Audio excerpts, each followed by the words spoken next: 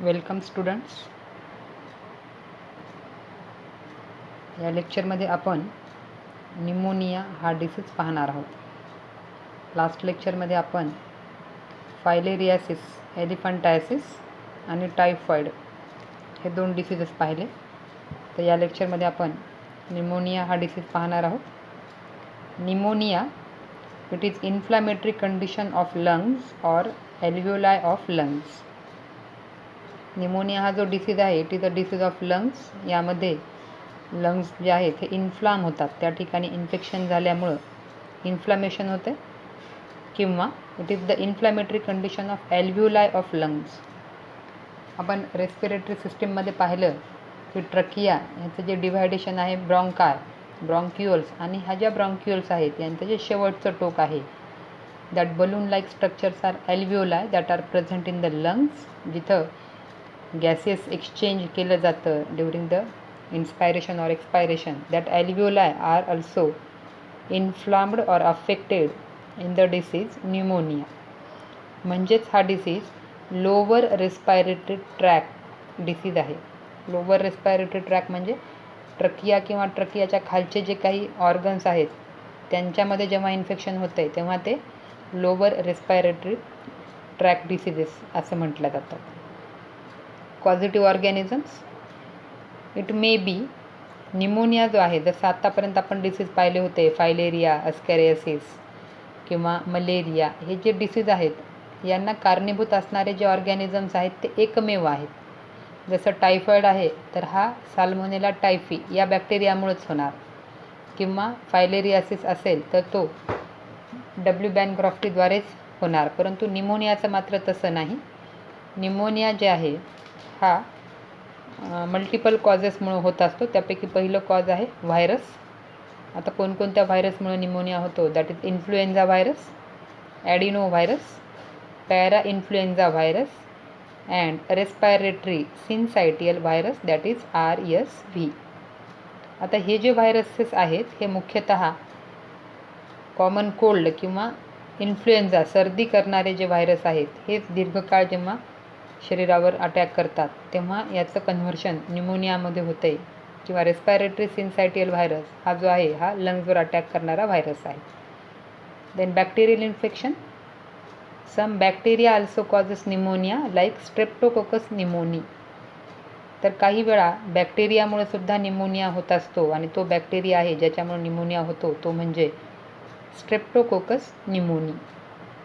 Then फंगाय. काही फंगाय आहेत ज्याच्यामुळं न्यूमोनिया आपल्याला पाहायला मिळतो. दॅट इज न्यूमोसिस्टिस ज्युरोव्हेसाय आणि दुसरा आहे न्यूमोसिस्टिस कॅरिनी. हे जे दोन आहेत. आता मुख्यतः न्यूमोनिया हा व्हायरल किंवा बॅक्टेरियल कॉजमुळे जास्त पाहायला मिळतो. फंगल कॉजमुळं न्यूमोनिया हा तुलनेनं कमी पाहायला मिळतो. Then chemical burn and physical injury also causes pneumonia.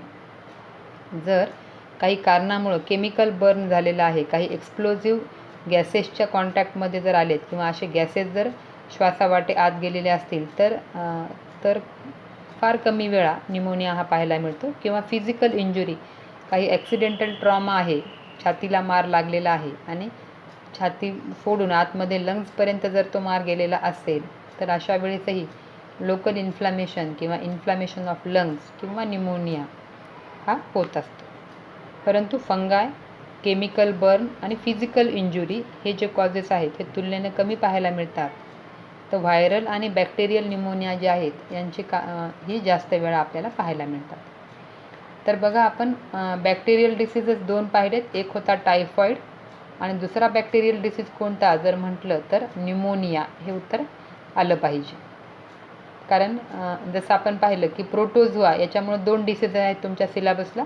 प्रोटोझोआमुळे होणारे जे डिसीज आहेत, पहिला आहे मलेरिया आणि दुसरा आहे अमिबियासिस. हे दोन जे डिसीज आहेत हे डिसीजेस प्रोटोझोआमुळे होतात. त्याच्यानंतर जे डिसीज आहे अमिबियासिस नंतर अस्कॅरियासिस आणि फायलेरियासिस, हे जे दोन डिसीज आहेत हे नॅमॅटोडिक इन्फेक्शन आहेत किंवा वर्ममुळे होणारे दोन डिसीज आहेत, अस्कॅरियासिस आणि फायलेरियासिस. तसं बॅक्टेरियामुळे होणारे जे 2 डिसीजेस आहेत त्यापैकी पहिला येतो टायफॉईड फीवर आणि दुसरा येतो निमोनिया. मोस्ट ऑफ बॅक्टेरियल इन्फेक्शनची 2 एक्झाम्पल लिहा असं जर जेव्हा प्रश्न विचारले जातात तेव्हा उत्तर अपेक्षित आहे टायफॉईड फीवर आणि निमोनिया. त्यानंतर साइन अँड सिम्पटम्स, काय काय लक्षणं असतात पाहू. Cough produces yellow or greenish sputum or phlegm. Sputum म्हणजे थुंकी किंवा फ्लेगम म्हणजे बेडका ज्याला म्हणतात. तर निमोनियामध्ये खोकला असतो आणि सोबतच येलोइश किंवा पिवळसर किंवा हिरवट असा बेडका पाहायला मिळतो. आता यात आणखी एक महत्त्वाचं आहे, जर व्हायरल इन्फेक्शन आहे तर स्पुटम हे तुलनेने कमी असतो, परंतु बॅक्टेरियल इन्फेक्शन जेव्हा असतंय तेव्हा येलोइश स्पुटमचं प्रमाण हे अधिक असते आणि त्यावरून डायग्नोज करता येते की हा बॅक्टेरियल निमोनिया आहे का व्हायरल निमोनिया आहे. त्यानंतर हाय फीवर. आता हाय फीवर जरी असलं तर टायफॉईड इतकं टेम्परेचर यामध्ये राईज नसते. Shortness of breath, dyspnoea. Dyspnoea म्हणजे काय? Shortness of breath. आता ब्रीथ शॉर्टनेस म्हणजे श्वास जे आहे, आता लंग्स ह्या इन्फ्लाम झालेल्या आहेत आणि त्यामुळे आपल्याला माहीत आहे की इन्स्पायरेशन जेव्हा आपण करतो तेव्हा नाकाद्वारे येणारी जी हवा आहे ती ॲल्व्होलायपर्यंत पोहोचवली जाते, परंतु ॲल्व्होलायच्या ठिकाणी इन्फ्लॅमेशन असल्यामुळं ज्या फोर्सफुली इन्स्पायरेशन नॉर्मल पर्सन करू शकतात तेवढं डीप इन्स्पायर निमोनियामध्ये करता येत नाही आणि त्याच्यामुळे रेस्पिरेशन हे शॉर्ट असते, कमी काळासाठी असते आणि त्यामुळं डिस्निया ही श्वास घ्यायला त्रास होणे हे लक्षण पाहायला मिळते. Chest pain during deep breath or coughing.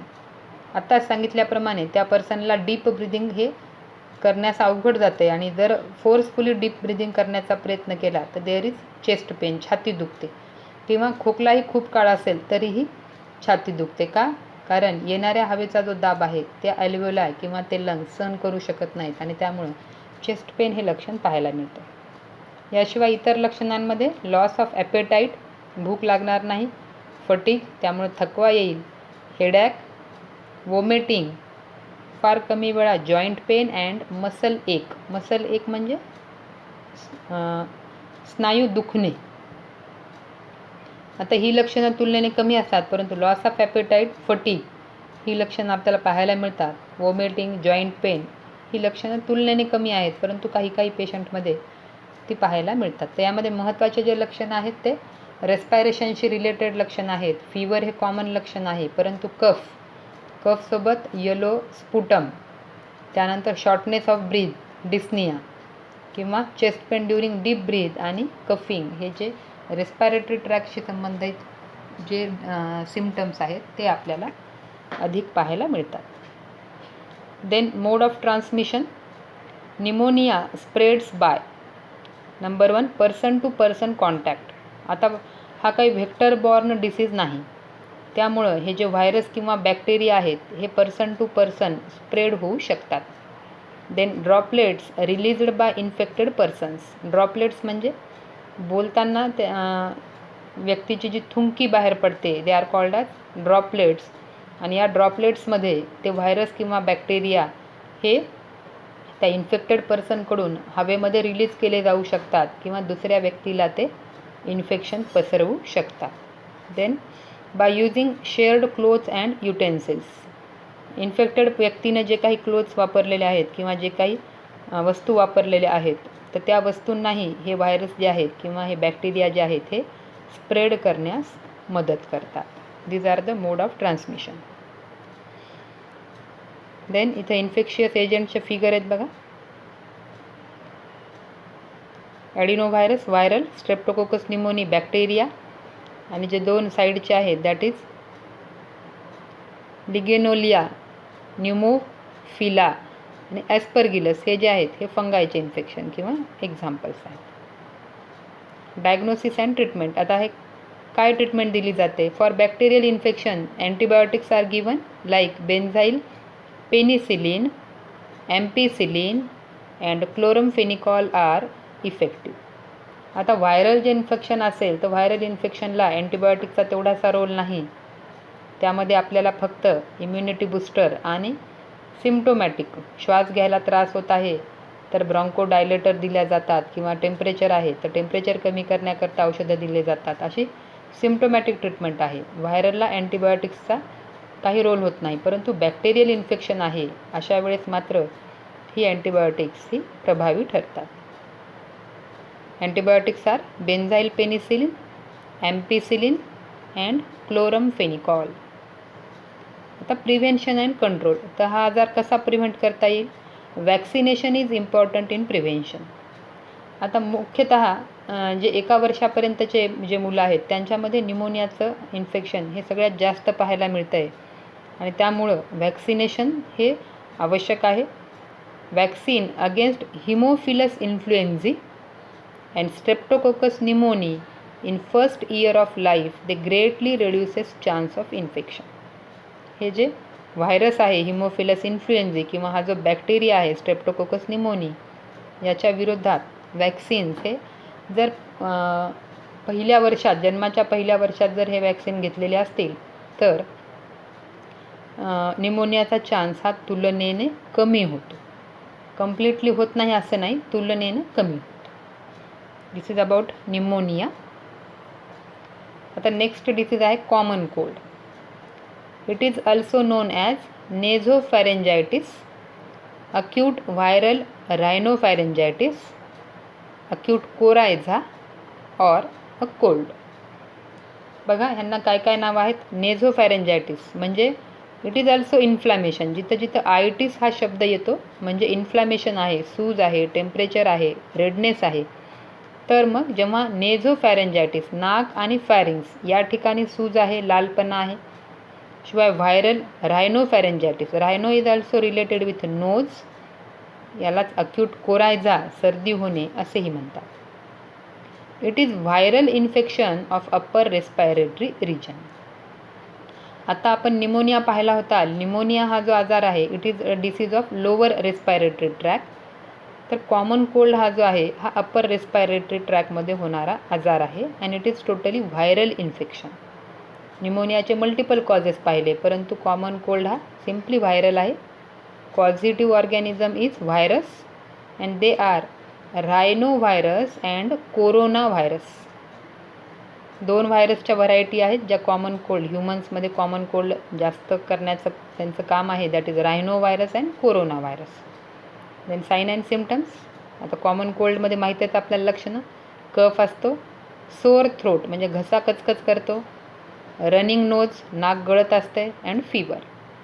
याशिवाय नेझल कंजेशन नाक हे लाल होतं आहे, स्नीझिंग म्हणजे शिंका येतात, कंजक्टिव्हायटिस किंवा रेड आईज, डोळ्याची जी सगळ्यात बाहेरची लेअर आहे स्क्लेरा त्यावर कंजक्टायवा नावाचं एक ट्रान्सपरंट कवर आहे, त्याला सूज येते आणि त्याच्यामुळे डोळा जो आहे हा लाल दिसतो, that is red eyes. Muscle rash, fatigue थकवा येणे, हेडॅक डोकं दुखणे, शिवरिंग थंडी वाजल्यासारखं वाटणे आणि लॉस ऑफ ॲपेटाईट भूक न लागणे. These are the common symptoms जे आपण प्रत्येकाने सगळ्यांनीच अनुभव घेतलेली असतात. Then mode of transmission. हा डिसीज कसा पसरवला जाईल? सोपा आहे. व्हायरल डिसीज आहे, जसं निमोनिया हा पसरतो तसंच कॉमन कोल्डही पसरतो. The disease spread by person to person contact किंवा by droplets released by infected person. त्या व्यक्तीची थुंकी किंवा त्या व्यक्तीच्या संपर्कात आल्यावरही हा डिसीज हा पसरत असतो. मग प्रिव्हेन्शन अँड कंट्रोल कसं करता येईल? Stay away from infected person. Infected पर्सनपासून दूर राहणे. Washing hands with soap and water. Use handkerchief to cover nose and mouth during coughing and sneezing. खोकलताना किंवा शिंकताना नाकावर आणि तोंडावर हँकरचीफ किंवा रुमाल धरावा, जेणेकरून ते जे ड्रॉपलेट्स हे रिलीज होत असतात ते थांबवता येतील आणि त्यामुळं इन्फेक्शनचा स्प्रेडसुद्धा थांबवता येतो. Alcohol based hand sanitizers can be also used. Alcohol based hand सॅनिटायझरचा सुद्धा चांगला उपयोग हे व्हायरस मारण्याकरता होत असतो आणि दीज आर द प्रिव्हेन्शन. आता बघा, जो आता सध्या आपण पाहतोय कोरोना जो डिसीज आहे कोविड-19, हा सुद्धा व्हायरसच आहे. आपण आत्ताच नावं पाहिले की कॉमन कोल्ड होण्यासाठी ॲडिनो व्हायरस आणि कोरोना व्हायरस हे दोघंही रिस्पॉन्सिबल आहेत. तर हा जो कोरोना व्हायरस आहे याच्या ॲडव्हान्स्ड स्पेसिस जे आहेत त्यामुळं हा डिसीज पसरत आहे आणि हा टोटली व्हायरल डिसीज आहे.